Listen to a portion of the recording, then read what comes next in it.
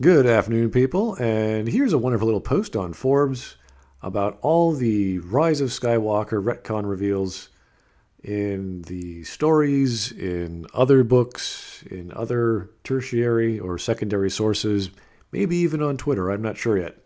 So there's a lot of problems with the movie, and there are some retcons, there are some plot holes, there are all sorts of things. And it's nice to go through over the big ones just because they are so big. They stand out so much. They make you go, wow, did no one actually proofread this thing? Did no one actually think that any of this stuff was going to be any good? Of course, you're coming from episode 8 and you have a lot to work with or a lot to fix. So I think JJ just said, okay, what do the fans want? Oh, training, that's a big deal. Okay. Oh, parentage, let's do that. But he did it in the stupidest and weakest way possible. He just had it in there. He didn't explain what it meant. Why is Rey training for what it 6 months, 1 year, whatever the length of time is supposed to be? What did she learn? She could now fly. Okay, well, great. She never used that ability. Same with Rey's parentage. Not only has it been retconned from episode 8, it's been retconned in the novelization of episode 9. So this is a mess. And it's just fun to go down this list and see what the big ones are and why they are the way they are. So let's see what Danny D. Placido has to say. And the big one so far is Finn's big secret. All right, that's when he's about to tell Rey what he wanted. I don't know, when he was sinking into the sand. He never got a chance to tell her for whatever reason. One of the biggest plot holes in Rise of Skywalker was Finn repeatedly trying to tell something important to Rey, but never succeeding. Okay, at first off, this is not a plot hole. This is just an aside by Finn, and we never got to hear what he had to say. That has nothing to do with the main plot. That has nothing to do with Finn's plot. That has nothing to do with anything, really. It's just information that was never shared to the audience.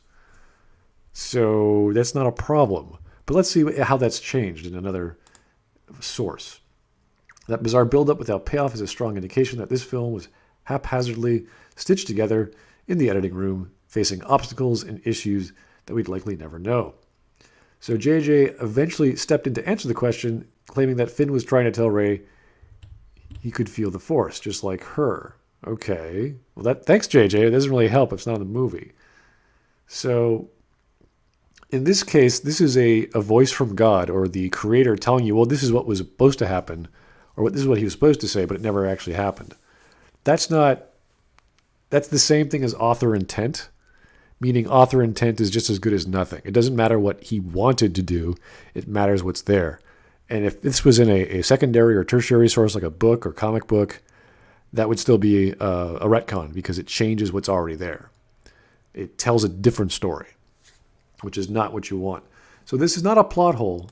It's just one of those useless pieces of fluff in the movie that make no sense, that makes you go, why did you have that, JJ? What was the point? And there is no point because he didn't bother to do anything with it. It's kind of like Chekhov's gun. He showed us a gun, it never gets fired, which happens a lot in this movie. Lando's DNA test. Okay, this is interesting.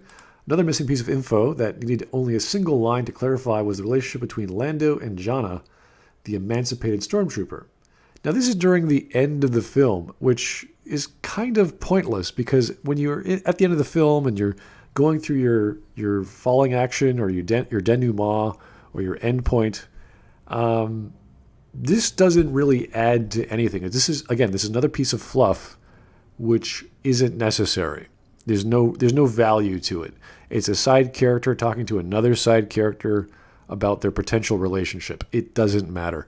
Now, it does seem strange because it seems as if Lando is sort of chumming up to her, like trying to be friendly. Why? We don't know.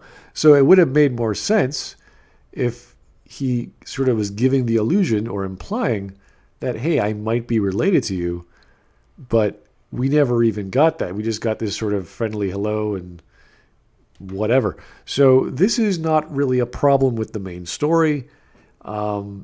It's just a piece of info that was just poorly presented. Again, that no one looked at, no editor said, hey, what the hell is the point of this? Or JJ just went, yeah, whatever, it's not a big deal. It's not a big deal, but it's still poorly presented. So what you want to have is well-presented content to the audience. They are father and long-lost daughter, however, a detail officially confirmed by a piece of tie-in merchandise, the book Star Wars The Rise of Skywalker, the Visual Dictionary.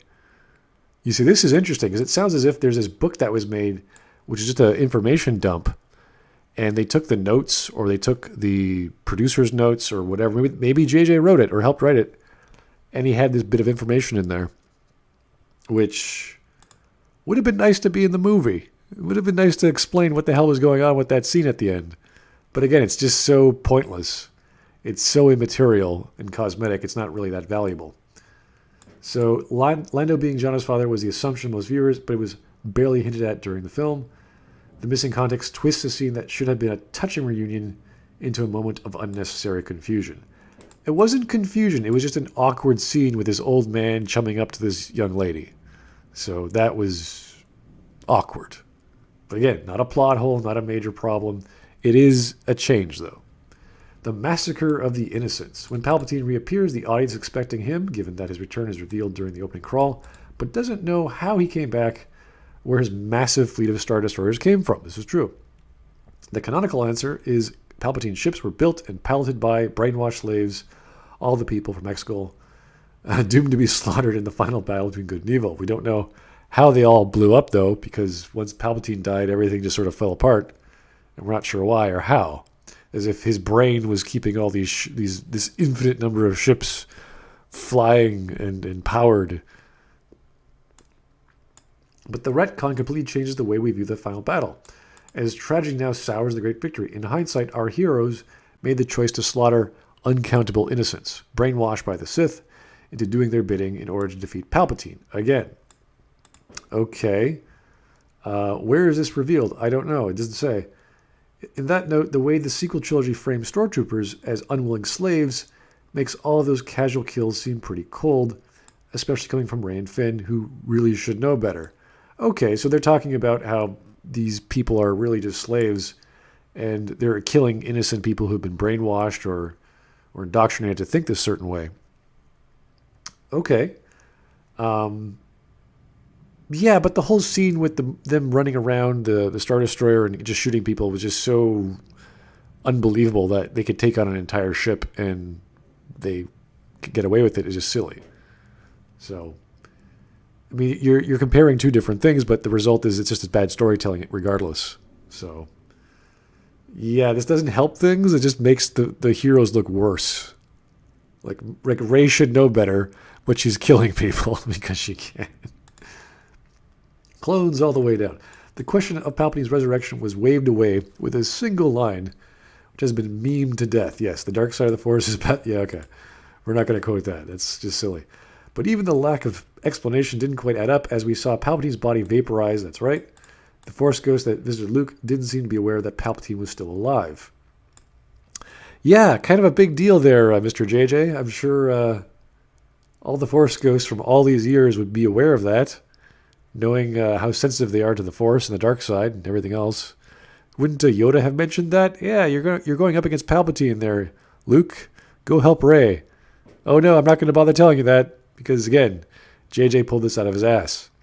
And Rian Johnson doesn't give a crap even if it was the case, so... Yeah. Wonderful episode 8 and 9 build-up there, guys. Thus, the resurrection retcon was explained through a second retcon. Yeah, there it is. This is probably the worst one, which proposes that Palpatine, anticipating his demise, grew several clone bodies as backups and transferred his consciousness into one of them seconds before his body dissolved the particles or whatever, which is ridiculous. It's not clear why they look all alike because we know that Palpatine's distinctive features are the result of a fistful of Force lightning rather than a genetic anomaly. Right. Perhaps Palpatine grew fond of this deformity? Yeah, okay. And demanded his clones be electrocuted just to be consistent? Yeah, it's just silly. So as a result of this, we have yet another retcon or another problem. So Rey's new father. So the funniest, this is probably the second worst. I would say this is the worst just because it screws up so many things. And now we talk about Rey's parentage, which is just a retcon from episode 8. The funniest one is to come out of the novelization might be the final tweak to Rey's ever-changing heritage. Instead of being Palpatine's granddaughter, she is now his daughter, or rather the daughter of Palpatine's imperfect clone. Okay, so essentially, the way I see it is Rey is this clone's son, which makes Palpatine her uncle. So imagine having identical twins, and your identical twin has a baby. You would be the uncle to that baby, or aunt to that baby, because they're identical. He's saying is now his daughter because they're genetically the same. So, daughter, uncle, aunt, niece, nephew. It just one generation apart. You see, Palpatine created a wonky clone who didn't really look like him. It wasn't strong enough to hold his consciousness or even use the Force, but his failed clone somehow escaped and started a family, his partner giving birth to Rey, who they promptly abandoned on a desolate planet in order to protect her or something. We're not sure. Thus, Rey has no grandmother, and she inherited Force lightning from a defect clone who couldn't even use the Force. Yeah, that makes a lot of sense. Is the Force some sort of recessive gene that gets passed on to the second generation or something nonsensical like that? Well, that's not true because we had Darth Vader. So how does that work? Kylo, this is the one that is just funny. Rey and Kylo's kiss meant nothing. I think we already talked about that in our previous video. It's a kiss of what is it? To share a passionate kiss, not a chaste one. It was a what was the kiss considered? It was a kiss of thanks. But it's just so much silly crap that a writer trying to novelize this stuff has to make sense of it, and they can't. She cannot do it. The writer of the novel of Episode 9 cannot make sense of this story. So they have to glue things together with some sort of meaning, and they can't do it. Or if they do it, it doesn't add up to what was reflected in the movie. Either she didn't even watch the movie when she wrote the novelization, or the movie was so bad, she said, I'm just going to do my own thing. And no one gives a crap. Because who cares anymore, right? Disney doesn't care. JJ has got his paycheck. He's done. He's not doing any more movies, as far as I can remember. That would be frightening if he was given the opportunity again. But wow, what a mess. Episode 9, the secondary or alternative forms of primary sources being the novelization. Thank you so much, JJ, for all the bundle of laughs you've given me this past few weeks. I'm so glad I didn't catch it in theaters.